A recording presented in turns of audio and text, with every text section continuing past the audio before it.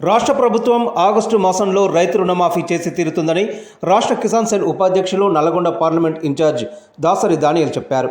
మిర్యాలగూడ పట్టణంలోని కాంగ్రెస్ పార్టీ కార్యాలయం రాజీవ్ భవన్లో ఏర్పాటు చేసిన పార్లమెంటు ఎన్నికల సమీక్షా సమావేశంలో ఆయన పాల్గొని మాట్లాడారు. కాంగ్రెస్ పార్టీ రైతు సంక్షేమం కోసం పాటుపడుతుందన్నారు. 13వ తేదీ వరకు రైతుల ఖాతాలలో రైతు బంధు డబ్బు జమవుతుందని తెలిపారు. రైతులు పండించిన పంటకు ఎంఎస్పీ చట్టబద్ధత కలగాలంటే ఇండియా కూటమిని గెలిపించాలని కోరారు.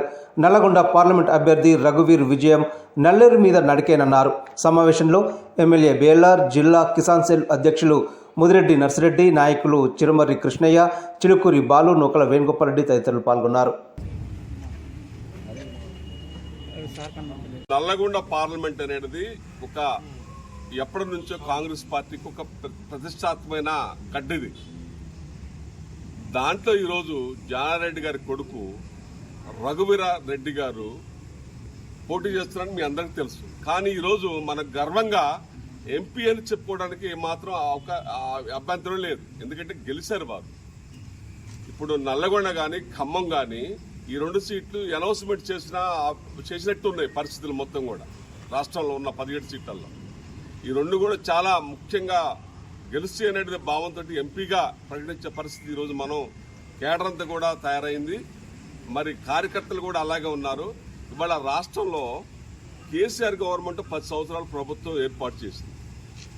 నిజంగా వారు 10 సంవత్సరాలలో ₹1,00,000 రుణమాఫీ చేస్తారని చాలాసార్లు హామీ ఇచ్చి మొన్న ఎలక్షన్ వరకు కూడా ₹1,00,000 కాకుండా 50,000 నుంచి 25,000 నుంచి 70,000 నుంచి వేశారు తప్ప ₹1,00,000 చాలా మందికి చేయలేదు.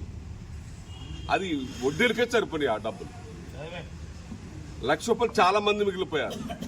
కానీ రేవంత్ రెడ్డి గారు ముఖ్యమంత్రి అయ్యాక ఏకదాటికి ఒకటే చెప్పాడు, మేము ఖచ్చితంగా ₹2,00,000 రుణమాఫీ చేస్తాం, మీరు తీసుకోండి, చేసే బాధ్యత మాదని మాట ఇచ్చారు. రేపు ఆగస్టులో ఖచ్చితంగా చేసి పెడుతున్నారు. బీజేపీ గవర్నమెంట్ దేశంలో పెద్ద ఒక గోబుల్ ప్రచారం నిర్వహిస్తుంది. మోడీ తప్ప ఈ ప్రపంచంలో ఎవరు లీడర్ లేరు, మోడీ తప్ప ఈ దేశానికి ఆదుకునే వ్యక్తి ఎవరు లేరనే భావంతో మాట్లాడుతున్నారు. అసలు ఈ దేశానికి ఏం చేశారు వాళ్ళు? ఈ దేశంలో వచ్చాక మన ఇప్పుడు దాగిన మజ్జిగ ప్యాకెట్ కానించి పాల ప్యాకెట్ కానించి ఈ దేశంలో జరుగుతున్న ప్రతి గుండు పేద మీద జిఎస్టీ అనేది ఒక పెద్ద భూతం తీసుకొచ్చి లక్షల కోట్ల రూపాయలు వాళ్ళ కేంద్ర ప్రభుత్వం నుంచి నిధులు తీసుకొచ్చి ఈ దేశంలో ఎక్కడన్నా ప్రాజెక్టు కట్టారా? ఈ దేశంలో ఎక్కడన్నా పెద్ద పారిశ్రామిక వ్యవస్థను తీసుకొచ్చారా? అరే కాంగ్రెస్ పార్టీ తీసుకొచ్చిన ఈ రోజు నడుస్తున్నాయి. నాగర్ సాగర్ ఎవరు కట్టారు? కృష్ణానది ఎవరు కట్టారు? గోదావరి ఎవరు కట్టారు? ఈ రైల్వే ప్రాజెక్టు ఎవరు కట్టారు? ఈ ఐటీలు ఎవరు తీసుకొచ్చారు? ఇవన్నీ ఎవరు తీసుకొచ్చారు? కాంగ్రెస్ పార్టీ తీసుకొచ్చింది. ఈరోజు నువ్వు ఎక్కడ తీసుకొచ్చి ఎక్కడ తీసుకొస్తే ఇన్ని లక్షల కోట్ల రూపాయల జిఎస్టీ వస్తుంది, ఇన్ని లక్షల రూపాయలు కేంద్ర ప్రభుత్వం సంపాదన వస్తుంది. ఎక్కడైనా దేశంలో చేసావంటే ఏమి లేదు. ఇవాళ ఎలక్షన్లలో బాగా మొత్తం ఎకరాలు నిధి వస్తుంది. రామ మందిరంలో బాలరాముడి విగ్రహాన్ని వ్యతిరేకించారు. మీరు అందరు గమనించండి అని మాట్లాడు. దేశంలో ముస్లింస్ ఉన్నారు, క్రిస్టియన్స్ ఉన్నారు, హిందువులు ఉన్నారు. ఇది ప్రజాస్వామ్య లౌకిక దేశం. ఇది అందరూ ఉంటేనే ఈ దేశంలో ప్రజాస్వామ్యం నడుస్తుంది. ఇలాంటి దేశంలో మత విద్యాలను రెచ్చగొట్టి దేవుడి పేరు చెప్పి ఓట్లకు పోతారంటే సిగ్గుచేటుగా ఇవాళ నరేంద్ర మోడీ గారి గవర్నమెంట్ కానీ బీజేపీ సిగ్గుండాలి. కొద్దిగా సిగ్గుండాలి. వాళ్ళకి సిగ్గు లేకుండా అభివృద్ధి మీద కాన్సెప్ట్ మీద పోకుండా మోడీ గారు పిచ్చి చెప్పుకొని కరెక్ట్ కాదు. మనందరం కూడా కాస్త కొంచెం మంచి లీడర్లు మనం చర్చ కాడ నిర్మోహమానంగా మనందరం కూడా వాళ్ళు చెప్పాల్సిన బాధ్యత మాట్లాడితే మన గవర్నమెంట్ పట్టుంటది. మనందరం కూడా గట్టిగా ప్రయత్నం చేస్తేనే ఇవాళ మన ప్రభుత్వానికి మనుగడ లేకుండా ఎమ్మెల్యే గారు చాలా బిఎల్ గారు నేను మొన్న సీట్లు ఇచ్చినప్పుడు చూసాము. వైరా మిర్యాలు కూడా 2 కూడా సిపిఎంకి ఇస్తారని ఆ రోజు చాలా రేపు 4-3 రోజులు సీట్లు ఇస్తారన్న కూడా పెద్ద ఉక్తిగట్టగా మనకు జరిగింది మొన్న అసెంబ్లీ ఎన్నికలలో. కానీ ఆ రోజు మేము టీవీలలో పేపర్లో చూస్తే వీరు ఒక్క ఇండిపెండెంట్ గా ర్యాలీ తీస్తే అవతల కనీసం డిపాజిట్ కూడా దక్కని పరిస్థితుల్లో ఆ రోజు చూసాం మనందరం కూడా. అదేవిధంగా మా వైరాలు కూడా అదే జరిగింది. అందుకని ఎవరైతే సర్వీస్ చేస్తారో, ఎవరైతే కష్టపడతారో, ఎక్కడైతే ఈ మనం చేసే అభివృద్ధి గవర్నమెంట్కి ఎక్కడైతే మనం నలుగురు చెప్తామో ఖచ్చితంగా ఈ రాష్ట్రంలో కానీ ఈ దేశంలో కానీ సర్వీస్ చేసిన వ్యక్తికి ఎప్పుడు గుర్తింపు ఉంటుంది. కేసీఆర్ గారు నిన్న మీటింగులలో, రోడ్ షోలలో అవాకులు చవాకులు పేలుతా ఉన్నాడు. రైతు భరోసా ఇవ్వట్లేదు, 6 గ్యారెంటీలు అమలు చేయట్లేదని చెప్పేసి కేసీఆర్ గారు చెప్పారు. గత వారం రోజులుగా రైతు భరోసాని అకౌంట్లో వేసేందుకు సిద్ధంగా ఉంటే మీరు ఎట్లా వేస్తారని చెప్పేసి ఇదే కేసీఆర్ గారు కంప్లైంట్ చేస్తే ఈసీ అనుమతి కోరి నిన్నటి నుంచి రైతు భరోసా జమ అయింది. కాంగ్రెస్ పార్టీ 6 గ్యారెంటీలలో 5 గ్యారెంటీలు అమలు చేసిర్రు. నెక్స్ట్ 2500 రూపాయలది రేపు ఎలక్షన్స్ కాగానే అవి కూడా అమలు చేస్తారు. ఇదే కేటీఆర్ గారు మరి రేవంత్ రెడ్డి గారు సవాల్ ఇసిరిరు, 6 గ్యారెంటీలు అమలు చేస్తే నువ్వు చీర కట్టుకొని బస్ ఎక్కుతావు అని. మనకు నిజంగా సిగ్గు శరం ఉంటే అమలు చేస్తున్నందుకు ప్రశంసించేది పోయి ఇంకా వాళ్ళని విమర్శిస్తూ ఉన్నారు. అదేవిధంగా ఆగస్టు 15 లోపు 15వ తారీఖు రోజు 2 లక్షల రుణమాఫీ ప్రకటిస్తా అని చెప్పేసి మా సీఎం రేవంత్ రెడ్డి గారు కోరి చెప్పారు. అదేవిధంగా 10 ఏళ్ళు అధికారంలో ఉన్న కేసీఆర్ పంట నష్ట పరిహారం ఇవ్వలేదు. కనీసం పంటలు నష్టపోతే వాళ్ళ ఎమ్మెల్యేలు మంత్రులు ఒక్కరు కూడా పరిశీలించిన పాపాన పోలేదు. ఈరోజు పంటల నష్టపరిహారానికి ఆ రోజు మా కిసాన్ ఉపాధ్యక్షులు కోదండ్ రెడ్డి గారు, రాష్ట్ర అధ్యక్షులు అన్వేష్ రెడ్డి గారు ప్రతి జిల్లాకి తిరిగి ఎక్కడ పంట నష్టపోయినాయని మంత్రులు ఎమ్మెల్యేలతో కలిసి అక్కడ పరిశీలించి ఈరోజు అకౌంట్లోకి పడ్డాయి. ఎకరానికి 10,000 రూపాయలు పంట నష్టపరిహారం అకౌంట్లోకి పడ్డాయి. రైతులకు ఇంత మేలు చేసి ప్రభుత్వం ఒక కాంగ్రెస్ ప్రభుత్వమే ఏనాడు కూడా ఈ కేసీఆర్ పట్టలేదు. అదేవిధంగా పంటల బీమా రక్షణకు ప్రత్యేకంగా చట్టం ఇచ్చింది మన కాంగ్రెస్ ఈరోజు.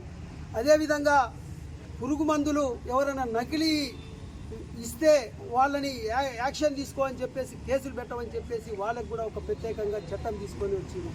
అదేవిధంగా ఈరోజు సబ్సిడీ యంత్రాలు ఇంతవరకు ఈ 10 సంవత్సరాలలో ఎక్కడ కానరాలేదు. అప్పుడు వైఎస్ రాజశేఖర రెడ్డి హయాంలోనే సబ్సిడీ యంత్రాలు ఇచ్చారు తప్ప ఈ కేసీఆర్ ప్రభుత్వం సబ్సిడీ యంత్రాలు ఇవ్వలేదు. ఈరోజు సబ్సిడీ యంత్రాల కొరకు కూడా ఈరోజు నిధులు విడుదల చేసిన ఘనత మన ఒక కాంగ్రెస్ పార్టీకే దక్కుద్ది. అదేవిధంగా ఈరోజు ప్రతి పేదవారు కూడా ఇల్లు కట్టుకుంటేందుకు 5 లక్షల రూపాయలని ఈరోజు ఇస్తేందుకు ఈరోజు ప్రభుత్వం ప్రకటించింది. ఇది కాంగ్రెస్ పార్టీ వల్లనే సాధ్యమైంది. అదేవిధంగా పంచ న్యాయ సూత్రాలను అమలు పరిచేందుకు రాహుల్ గాంధీ గారు మహిళలకు ప్రత్యేకంగా ప్రతి మహిళకు కూడా 1,00,000 రూపాయలు ఇస్తాను ప్రతి సంవత్సరం అని చెప్పేసి ప్రకటించారు. ఒక కాంగ్రెస్ పార్టీ వల్లనే సాధ్యమైంది.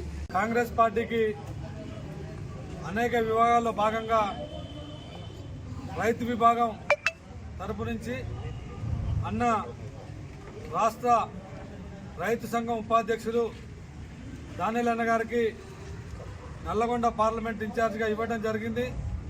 వారు ఈరోజు మిర్యాలగూడ నియోజకవర్గం నందు అందరి కార్యకర్తలు సమన్వయం చేసుకుంటూ పార్లమెంట్ ఎన్నికల్లో రఘువీర్ రెడ్డి గారిని ఏ విధంగా గెలిపించుకోవాలి, ఇక్కడ ప్రచార కార్యక్రమాలని తెలుసుకుంటూ ఇక్కడ నాయకులందరూ కూడా గత ప్రభుత్వం చేసిన అకృత్యాలని దుర్మార్గాలని ఎండగడుతూ నాయకులని చైతన్యపరుస్తూ ప్రజలకు ఏ విధంగా చొచ్చుకపోవాలనే విధానాన్ని నాయకులకు వివరిస్తూ మనం ప్రభుత్వాలకు వచ్చిన తర్వాత కాంగ్రెస్ పార్టీ ప్రభుత్వాలకు వచ్చిన తర్వాత మనం ఇచ్చిన హామీలను 6 గ్యారెంటీలు 5 గ్యారెంటీలను విజయవంతంగా పూర్తి చేసుకున్న విధానాన్ని గత ప్రభుత్వంలో ఆర్థిక వ్యవస్థను చిన్నాభిన్నమైపోయి రాష్ట్రం అధోగతి పాలైనప్పుడు కూడా రాష్ట్రంలోకి కాంగ్రెస్ పార్టీ ప్రభుత్వంలోకి వచ్చిన తర్వాత గత కొద్ది కాలంలోనే 4 నెలల కాలంలోనే 5 గ్యారెంటీలు అమలు చేసి మిగతా గ్యారెంటీలు అమలు చేయడానికి అందరి దగ్గర నుంచి కూడా ప్రజల దగ్గర నుంచి కూడా అన్ని అర్జీలు స్వీకరించడం జరిగింది. నల్గొండ జిల్లాలో రఘువీర్ రెడ్డి గెలుపు కోసం కృషి చేస్తున్న పట్టణ మున్సిపల్కి సంబంధించిన ఇన్ఛార్జీలు కౌన్సిలర్లే కాకుండా రాష్ట్రం నుంచి నల్గొండ పార్లమెంటుకి ఇన్ఛార్జిగా రైతు కిసాన్ సెల్ నుంచి ఇన్ఛార్జిగా విచ్చేసిన దానిల్ గారు కూడా కాంగ్రెస్ ప్రభుత్వం అంటేనే రైతు ప్రభుత్వం, రైతులకి ఎల్లవేళ ఎన్నట్టు ఉండే ప్రభుత్వం కాంగ్రెస్ ప్రభుత్వం కనుక రైతులే కీలకం అనే ఉద్దేశంతో రైతు అనుబంధ సంఘాల కాడికి కూడా దానియల్ గారు, కిసాన్ సెల్ అధ్యక్షుడైన ముదిరెడ్డి నర్సిరెడ్డి గారు కూడా విలేజ్లలోకి, మండలాలకి, గ్రామాలకు వెళ్ళి రైతులని కాంగ్రెస్ ప్రభుత్వం పెట్టిన విధానాలని రేపు రానున్న కాలంలో ఆగస్టు 15వ తారీఖు వరకల్లా 2 లక్షల రుణమాఫీని కూడా ప్రభుత్వం డిక్లేర్ చేసిందన్న విషయాన్ని రైతులకి తీసుకుపోయాలనే ఉద్దేశంతో రేపు భారత ప్రధానిగా రాహుల్ గాంధీ అయితే రైతులకు జరగాల్సిన లాభాలను కూడా తెలియపరచడానికి దానియల్ గారు అలా నల్గొండ పార్లమెంట్ నియోజకవర్గం మొత్తం కూడా తిరగడానికి వాళ్ళు నడుబిగించి తిరుగుతూ ఉన్నారు గత 10 రోజుల నుంచి కూడా. ప్రత్యేకంగా కేసీఆర్ గారు ఇంట్లో నుంచి బయటకు వెళ్ళడమే సిగ్గుచేటు. వెళ్ళి రకరకాలుగా మాట్లాడి ఇప్పు చూస్తే పుస్తకం ఇప్పు చూస్తే ఏమి లేదు, అప్పులు తప్ప ఏమి లేదు. ఈ అప్పులు దాదాపు నెలకు 66,000 కోట్ల రూపాయలు మరి అప్పులే కట్టాలి. మరి వాడు సంపాదించింది ఏది, అది లేదు ఇది కాంగ్రెస్ పార్టీ ప్రకటించిన దానికంటే అతను ప్రకటించిందే ఎక్కువ ఉంది, నేను ఇస్తా అని. వీళ్ళు ఎట్లిస్తారనేది మరి హరీష్ రావు, కేటీఆర్ మాట్లాడటం ఎంతవరకు సిగ్గుచేటు. వాళ్ళు పోనీ కాంగ్రెస్ పార్టీ కంటే తక్కువ ప్రకటిస్తే అనాలి, కాంగ్రెస్ పార్టీ కంటే ఎక్కువ ప్రకటించి కూడా వాళ్ళ నమ్మకం ప్రజలు కాంగ్రెస్ పార్టీకి ఓట్లు వేస్తే వారు రకరకాలుగా మాట్లాడుతున్నారు. ఇది సిగ్గుచేటైన విషయం. కానీ వాస్తవికంగా ఎన్నో ఇబ్బందులు పడి రైతు బంధు మరి రాత్రినే ఈ రోజు వరకు వేయటం జరిగింది. మరి భవిష్యత్తులో కూడా మరి 2 లక్షల రుణమాఫీ చేసేటందుకు సిద్ధంగా ఉంది పార్టీ. ఎన్నో రకాలుగా ఎక్కడెక్కడ ఏమున్నాయి, ఏంది, ఎట్లా ఆదాయ వనరులు మరి సమకూర్చుకొని ప్రజలకు సహాయపడుతుంది కాంగ్రెస్ పార్టీ.